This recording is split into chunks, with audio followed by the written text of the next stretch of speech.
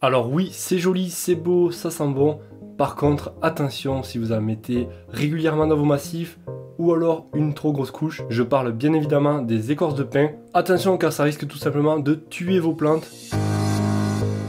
Salut, c'est Vic et sur cette chaîne on parle d'aménagement de jardin. Je vous aide à travers des vidéos, des tutoriels à créer le jardin qui vous plaît. À ce propos d'ailleurs, je vous ai créé une petite vidéo entièrement gratuite sur les 7 erreurs à ne surtout pas faire lorsque vous allez aménager votre jardin. Pour y accéder, vous avez le lien en bas de la vidéo, c'est entièrement gratuit. Dans cette vidéo, on va voir les avantages et les inconvénients de l'écorce de pin et des alternatives naturelles qui seront, je pense, bien mieux pour vos plantes. On va commencer tout de suite par les avantages.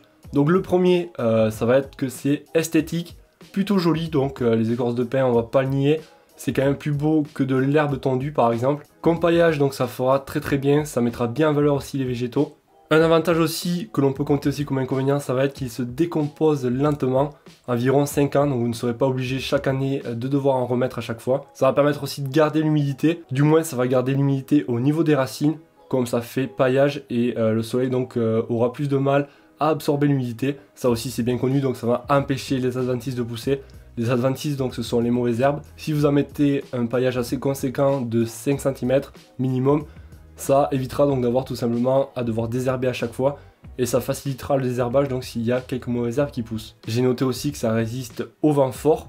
Donc si vous avez un massif qui est plutôt exposé au vent, ça évitera donc d'en retrouver partout, étant donné que ça pèse un petit peu plus lourd par exemple que de l'herbe de gazon. Et aussi un gros avantage, c'est que là ça va être parfait pour les plantes de terre de bruyère, car en fait ces plantes là vont préférer un sol acide.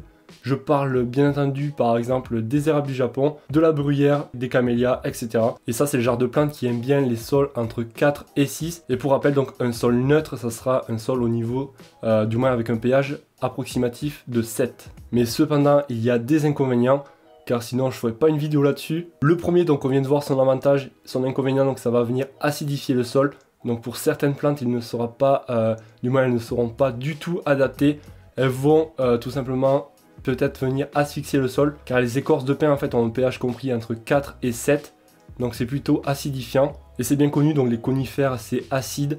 Donc ça va venir acidifier le sol. Et si vous avez un sol acide, la plante va avoir du mal à se développer et à fleurir. Après voilà, j'ai vu que apparemment ça a un effet d'acidité plus élevé si votre sol est déjà un petit peu acide de base. Après comme inconvénient, j'ai noté aussi que ça coûte cher pour ce que c'est. Si par exemple on achète un sac, ça revient à peu près à 10-12 euros. Et avec un sac, honnêtement, on n'en fait pas grand chose. Notamment si vous souhaitez en mettre quand même une bonne épaisseur.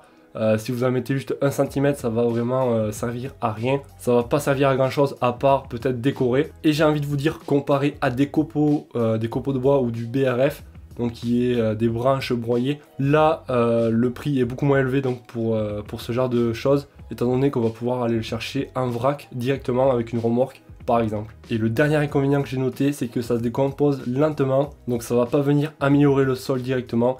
Il vous faudra attendre au moins 5 ans avant que ça commence à se décomposer.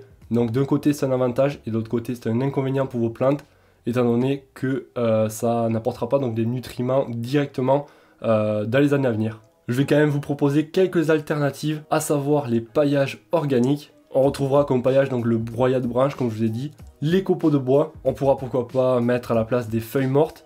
Donc ça, à chaque fois à l'automne, venir regrouper les feuilles au lieu de les jeter.